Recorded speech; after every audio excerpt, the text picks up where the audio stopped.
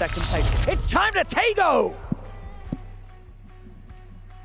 Thank you so much for that introduction, Barney and Sandstorm. And yes, we are going to head on over to Tago for one of 2 Tago matches here in the Grand Finals. I'm Toby, joined by Godspeed.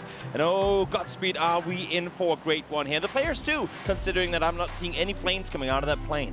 Yeah, so they won't be burning on their way down True. to Tago, but this has already been such a fantastic start to this Grand Finals because it's not one team just consistently doing well. We've actually seen some flips from multiple teams, but the leaderboard is already so tightly packed towards the top. I love it. I love the fact that, as you're saying, we're not seeing any one team just massively separate themselves from the bunch. I will say, though, off of that FaZe win, I feel like they have the potential to finally string some good games in back-to-back. Yes. Normally, we have to wait for day 2, day 3. Always on the back foot. Until they start getting going. Now we're seeing them coming out of the gate swinging. Curious to see if they can maintain that momentum all the way through the day.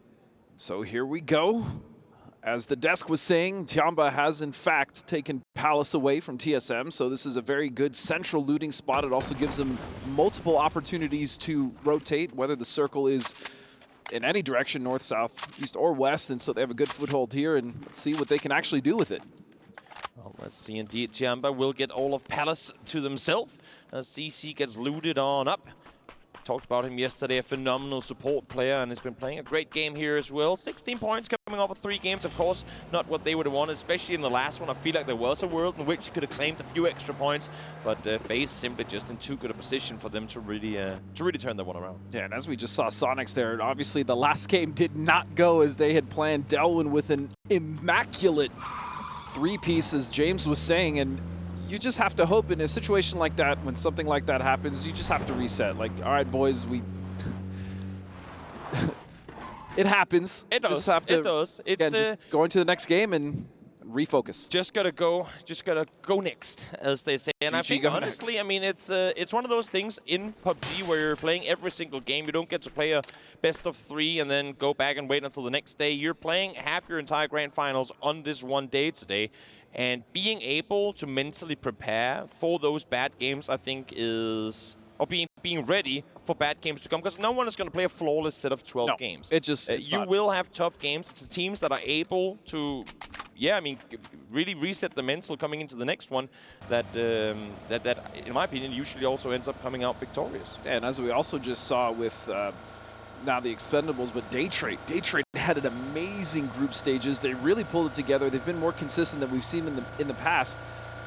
And Belmoth, I think, is a really great talking point, because you and I were kind of alluding to the fact that he's coming to this roster now. He was originally brought up on somewhat of an academy team, if you will, and now coming in as the IGL. That can do one of 2 things to a player. That can either break a player because of the pressure, or it can give him that confidence, like, you know what, I'm leading this team. I'm making the decisions. I'm putting us in these good situations. Yes, sometimes the call doesn't go well, but we're still working together as a team, and that can build the confidence, and I think that is exactly what we're seeing with Belmoth. Oh yeah, definitely. Daytrade usually not a team to, I mean, their days in Grand Finals is limited already, but to be able to come up to a strong start in the Grand Finals, a 3rd place in match number 1 with 12 kills as well. Curious to see if they'll be able to play and stay, I should say, within the top 8 as this day goes on. We are headed towards the western side. Not too often we get over here, and there is already a bit of a traffic jam situation on that double-decker bridge. Sonics has managed to make their way safely over to the other side, but both Kwangdong Freaks, Expendables, and actually, to some extent, Falcons too, are still in and around the bridge area. Could cause some commotion. Yeah, and this is a very unique area. As you said, we really don't play here that often, as we see FaZe now rotating very close here to BB team. But yeah, the west coast, especially around Hapo, there's a lot of terrain, quite a few buildings to play in that area, but the center of it is actually very open. And more importantly, Toby, it's surrounded by water. Yep, definitely is. Yet another team able to make their way across as Expendables speed their way straight through. I love the way that Expendables has been playing, or just their playstyle as all coming into this tournament, because they kind of incorporate a hybrid of edge and center playing. What they'll do it, as you see here, full speed center middle early on. They want to claim a center position, but then from there, they don't hunt the next circle center. They stay in the compound, actually sometimes favor getting shifted out on the edge, because then they came center early, they get a lot of info right from the start, then they can spread out, then they can take control and start feasting on those circle edges. I Suju will be the first one to fall. Haisaki will find that one. But to expand on your point with the Expendables, the thing that I first of all, I love watching that team because of their aggression and because of their ability to team fight. But the one thing I've noticed, the one thing that I've loved in the adaptation of that team is instead of being reactive, they've become much more of a proactive team. Oh, yes, definitely. See here, FaZe obviously well aware that there's a team in the compound down below. On the southern side here, 17 as well, trying to take the fight to Tiamba, but Little Ghost caught with a shot to the chest from 7-7. He's going to take him down the flush, I would imagine, should come as well. He does have the rock for cover, so maybe Xiao Wu will go and get him. But with them having already lost Sushu, I think it's just too dangerous to try and commit to the rest here. There's definitely a chance. And something that you actually brought up when we were just talking here is 17 is, I think, not failed to make it outside of the top 5 so far in Grand Finals, which is very impressive, especially with how dangerous this lobby is. And speaking of dangerous, Human now with his sight set on the Sonics. Yep, this is not the place you want to be fighting right now. Oh, Danawa Oh, the was timing. trying to get to safety, but AGG, Oh, Gaming no. Global, saw them setting up that E pickup, and that is a trap, my friends. They're sneaking in, they get the initial knock. All of Danawa has to hop off. The helicopter will continue without them, and now AG Global trying to take the fight here to Danawa. And a big opportunity is AGG has not really been able to get the same success that they had in the group stages, although we're just 3 games in. A little bit of a slower start for them as they're now starting to surround the compound and really entrap Danawa in this. I love the angles they're getting. Yes, Sapao trying to flank around. Has Tycon to hold the off angle as well if they can find an Onyx in the open, which they will. Tycon able to hit the first shots, can't quite connect the last to get the knock on. That would have been huge because that would have allowed them to wrap all the way around the bottom side and potentially get an off angle on the east side of the compound too on Danawa. But for now, Onyx is able to survive, able to stay put. We'll see if he can regroup with the team. He's still isolated outside the compound. Where this is happening is very far from the circle, Toby. Yeah, it is. It really is. It's all the way in Yongchan, and so I'm not sure Sapao, he doesn't have the angle on Onyx. The thing is, they want to keep him away from the rest of the team. They know that they have one player knocked already. He is obviously back on his feet.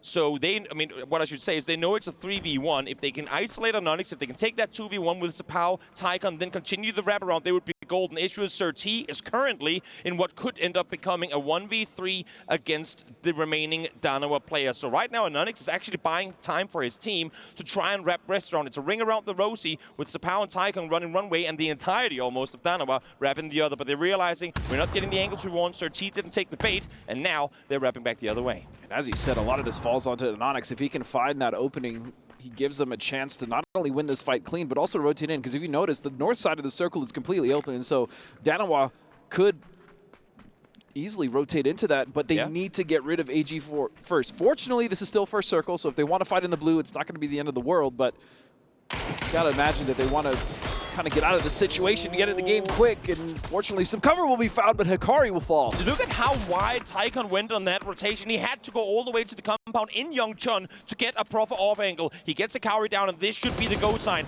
for the team of AGG. But now, Onyx, bit of an answer, able to find Cest initially. Sapao down to have HP as well, will be taken down too by Onyx. And so finally a little bit of a break for the side. Oh, and another knock. Forget the break. They just opened the door to take down AGG. It's just Sir T now, who's probably going to just peel off. Yeah, he has to leave. There's nothing to come for. They get the entry. They get the knock onto Hikari. But Danawa, working really well off of the information that they had. They know that Tycon is isolated. They know that while they have a player knocked, it's still technically a 3v3 as long as they can isolate the angles that Tycon has available. They go aggressive on it despite having just had a player knocked. They don't go for the immediate rest. They say, guys, leave Hikari for a second. We got to take this fight now before Tycon comes to join them. They send it in, and they win it. Solid play, and also, massive kudos to Onyx for being able to hold that position. He was effectively sat out in the open. First off angle on the wall, second peek over the hilltop in a somewhat disadvantaged position, but still comes out victorious. Very impressive by Danawa. So as they now break off, when we move over towards FaZe, who is currently sat dead center in this circle, they are right next to the split of Na'Vi. I believe it's Diffix there,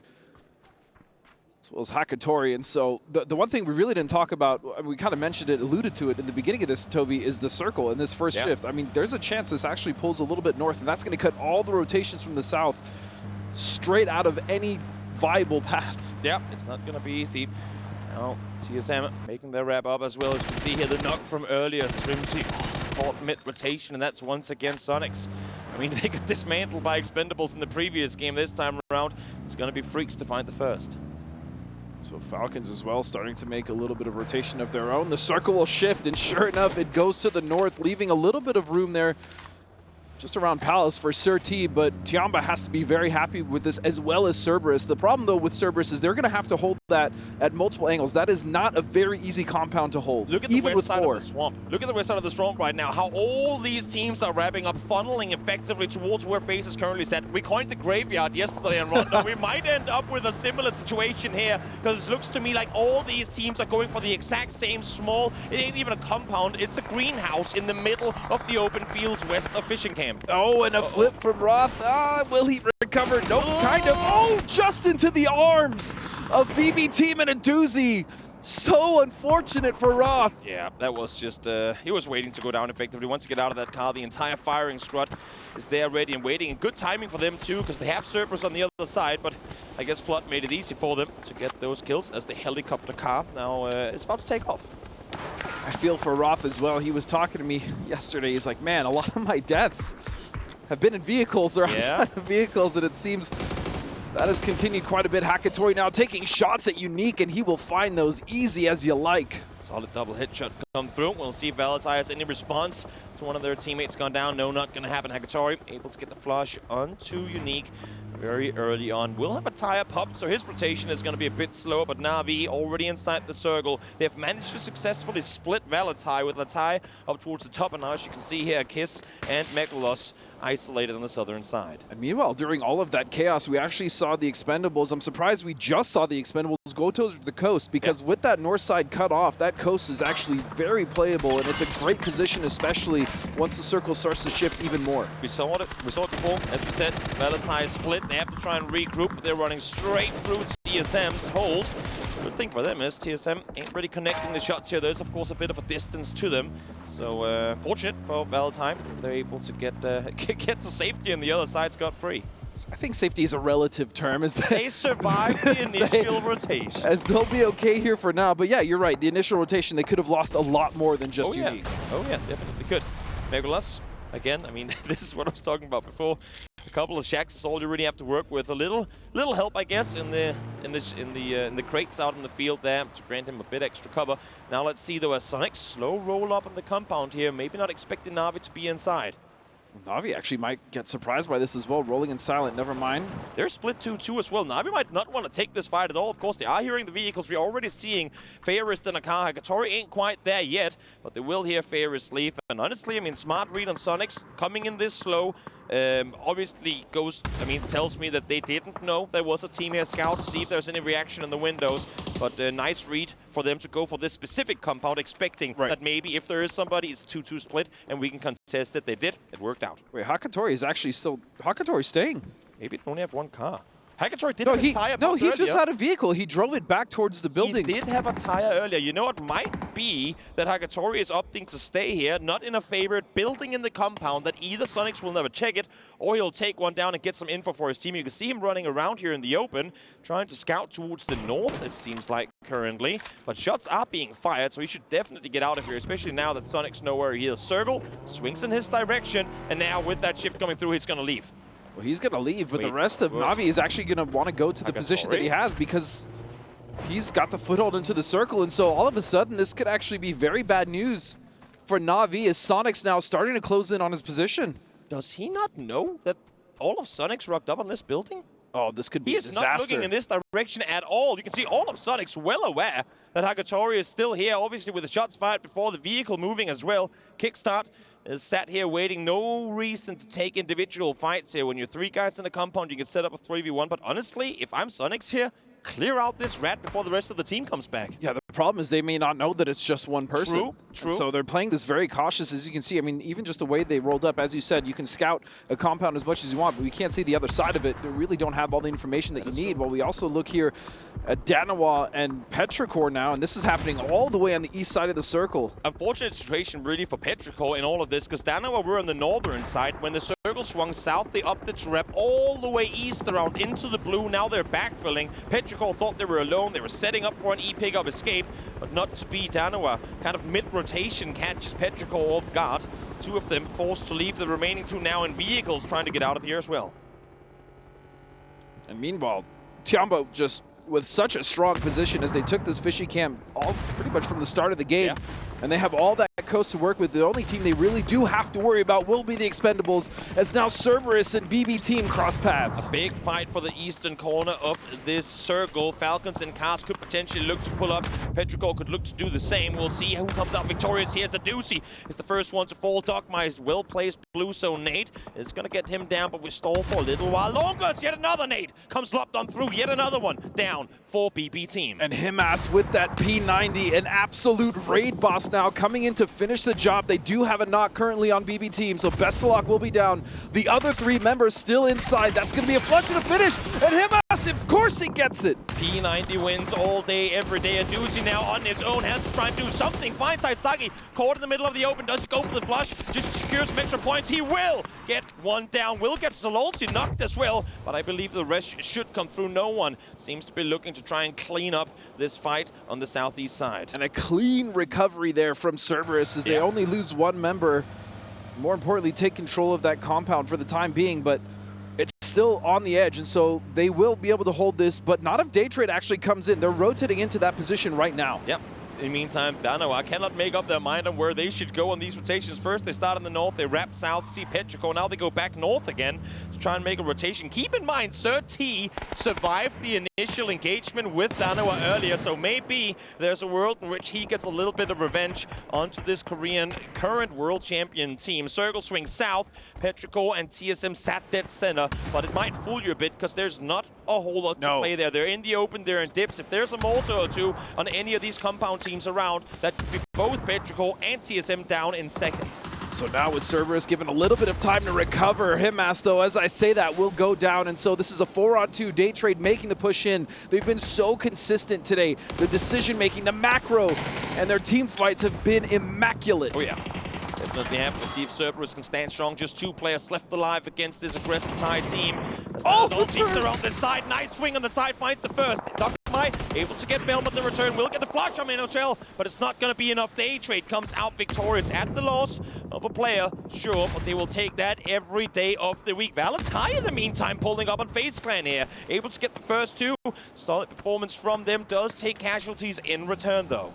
And FaZe Clan are also going to have to contest with Daytrade. Once they recover, that's realistically their only path in, as Tiamba now moving up that coast. But Kwangdong Freaks, meanwhile, are just comfortably taking this fight to the Expendables, which actually might give the signal for Tiamba to finally move in on the north. And this is what I was talking about before. Yes, they're sat in the circle center, but if you don't know the topography of this area of Tago, you're not aware that just because you have a circle center doesn't mean you're going to come out victorious. TSM, though, doing what they can right now to try and make sure that no one's going to be able to pull up on their position. As they'll win here, a few parting shots towards the last couple of players from Fricks. In the meantime, Danawa's up to try and swim across, as we now see Sir T, we talked about the revenge earlier, able to take down Anonix, and he will be the only player to know that all of Danawa is in the water. So there might actually be more. It's always a snake, Toby. It's always a snake that is the downfall of our teams, especially a full four-man. It's almost assured that a snake or a rat will take at least one or two of your members. And so, yes, you're absolutely right. Sir T is the only one that knows that Danawa is swimming. And so, why not at this point just go for the kills if you can? Now, Lin Shu heard the shots fired on the northern side. Does he put two and two together, though, and think, wait, what if the rest of the team is in the water? He's going to go for the car. The timing won't be there for Danawa to pull up on him. But does he hear anything? No, he does not. This could be absolutely horrendous for Tiamba if not one of them swings around. They have no reason really not to believe that they have no one behind him, but oh, this is scary. Did he hear something? No, maybe he must have heard something now. He's actually moving towards them right now. The shots will come out. Linshu will go down, and so there it is. The opening volley will find success for Danawa as they're now moving and approaching here towards Tiamba. Nades coming out as well. Yep, low-key, trying to fight more, but look at the blue damage coming in. Every shot from the side as well. Sir T will not give up on this, finds the second as well. kill as he is helping in taking out all of Danawa. You might have killed my teammates, but I'm gonna take you down with me. And best case scenario, at the very least, he gets 2 kills for his effort. And he outlives them. What an effort. He's still shooting. He wants more. He wants to try and see if he can take down some Chamber players too. Finds one, but that's going to be all she wrote. What a valiant effort, though, from Sir T, Mr. T, able to take down a few before he eventually falls in 10th. And now as we focus our attention towards the south side of the circle, it's actually going to be the Sonics starting to approach there on that position of TSM. But don't forget about Cerberus. He is still there, proned out, waiting for an opportunity, if one presents itself for a third party, to maybe make something of this fight between TSM and Sonics that's about to happen.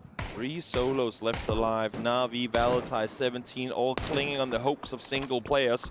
And, well, right now, it's only Xiaobei who's properly inside the circle. Cerberus is prone around in the corner, and Kiss still has this rotation left to make. Purdy, alongside TSM, sat again, dead center, but here's the first snake, and instantly it's dealt with.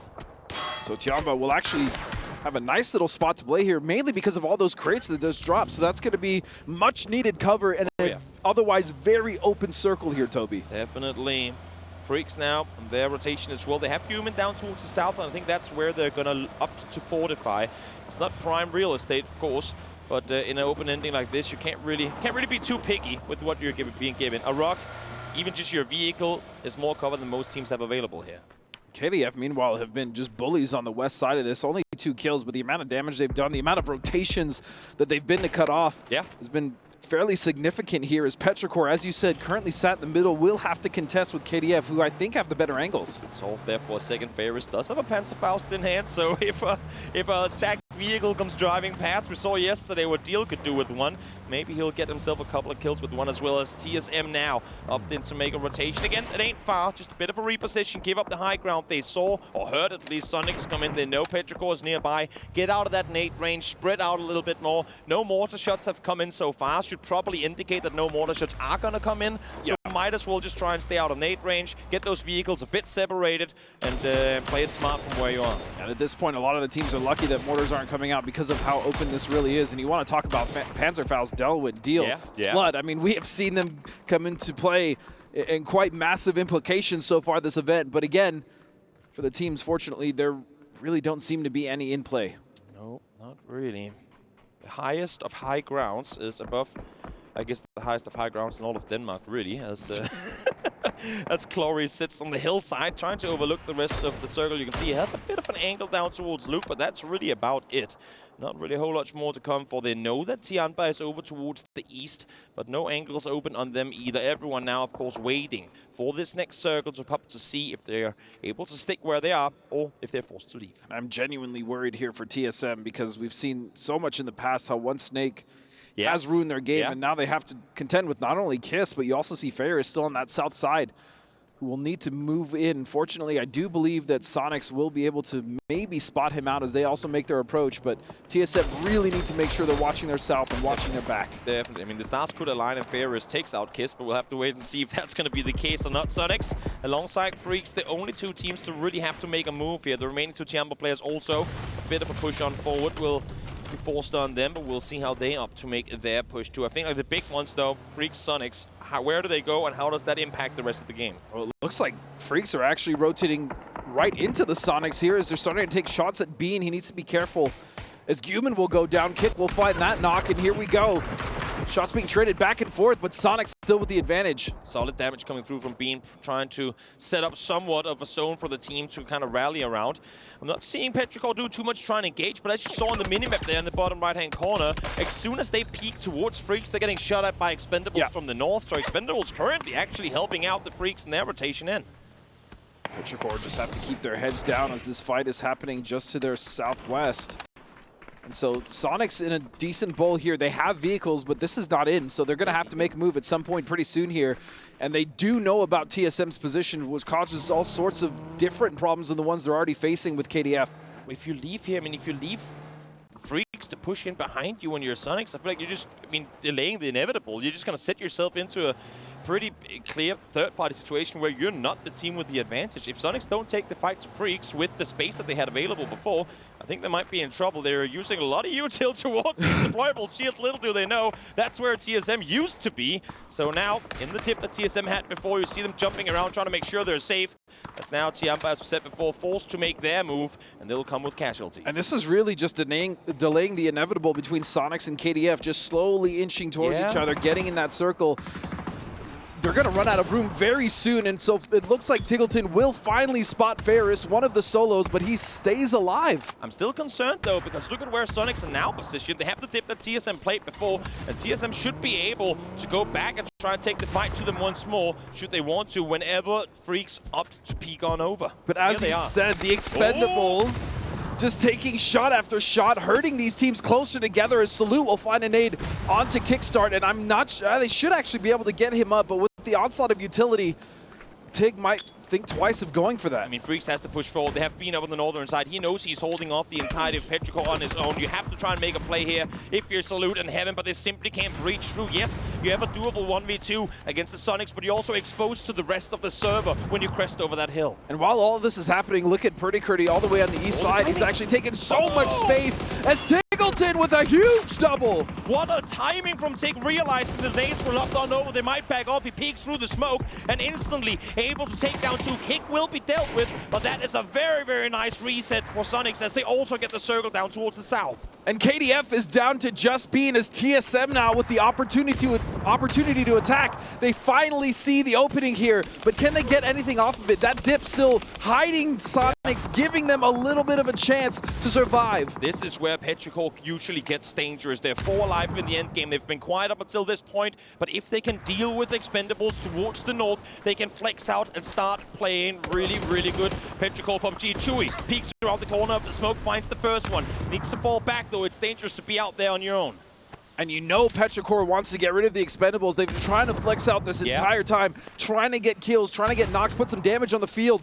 But the Expendables have just been completely obnoxious towards them, and so finally they get the chance, the opening to get rid of them and start to play this field. Also, I mean, kudos to Expendables for having been able to suppress Petrichor Road for this long. That's the part of the reason why they only have 1 kill so far. Now, though, angles are starting to be opened as they're forced to take this fight to the north. Chewy, caught with a smoke in hand, didn't really seem like he knew what he wanted to do with that push. The rest of the team weren't quite there. Tanvu finds one as TSM once again starts to look towards the northwest. And Petrichor was finally looking comfortable after they got a knock of the Expendables, but TSM, the way they've been flexing out on this has been so impressive. They've taken complete control of the circle as Tanvu will be the last one left alive, and the Expendables will fall. Sparking able to claim a double. Solid shots from him. Look at what happened once Expendables pushed down south. Look at where Purdy repositions himself. We've been critical about him trying to flank out, being caught in the open, but this 2-1-2 split that TSM has got going right now is picture perfect. Only thing here is, Luke,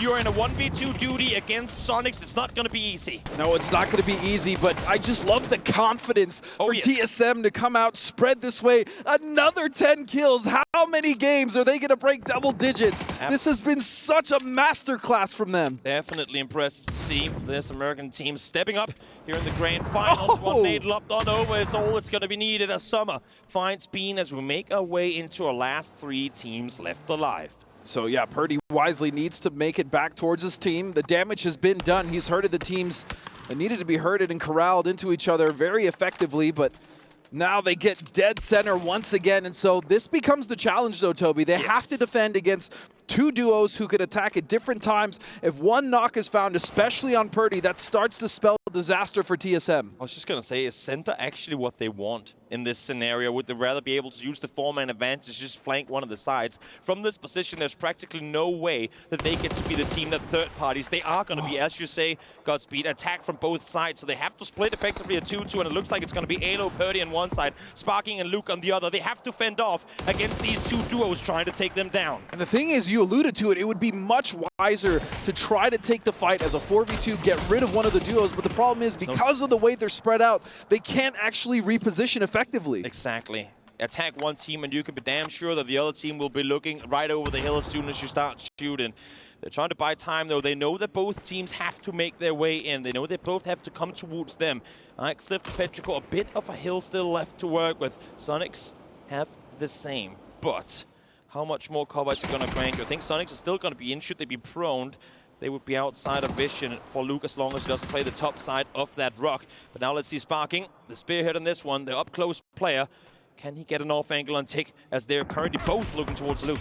Yeah, and the problem here, as you state, is the fact that Luke does have that upward angle by standing on that rock, and the Sonics aren't in. At the very least, you see that Petrichor has an in on the circle. They have something to play for the time being. Sonics do not. Nope. Sure don't. Nate's now starting to come forward. Sparking, not so much damage done, but sound suppression and forcing them to back off as well, realizing that they're now within Nate range. Flash locked on forward as well, trying to buy more time, trying to stall, while the rest of the team is looking towards Petrichor. It's very, very difficult to be in TSM's position right now. Yes, they have the numbers, but they need to rally the troops properly.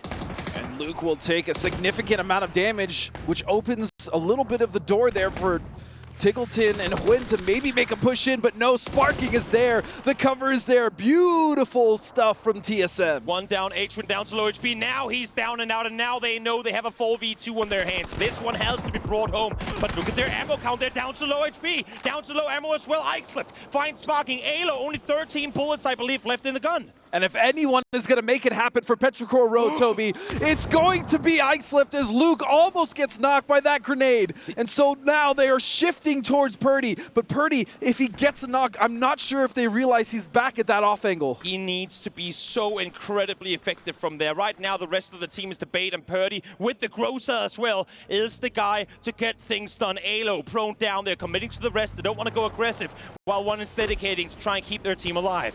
And Ixlift has no vest left, Toby. Yes, just send it, right? He's just completely naked there, and so body shots will easily get him down. Summer, meanwhile, on the left side, starting to bring his attention towards that rock, but no utility and a broken vest for him as well. But Summer will still find one. What an off angle on the side of the smoke. Axel heard the footsteps, rally the troops over towards him, able to find the first one. Will get the flush onto Alo as well, but again, as soon as they crest through these smokes, they're caught in between this split of the TSM team. Spots him on the other side, Sparking, able to find the first. Sees Summer now as well. Headshot connected, Riley first off. We'll see if he can somehow turn this around, but a 1v3 practically impossible, as Sparking will get the double. 13 kills for TSM as they claim a hard-fought ending here in Takeo. How many games have they just had these double-digit kills? TSM is coming to this event looking better than I think they ever have in the past. And for how well they have played to go back into the group stage, they were not able to close out games.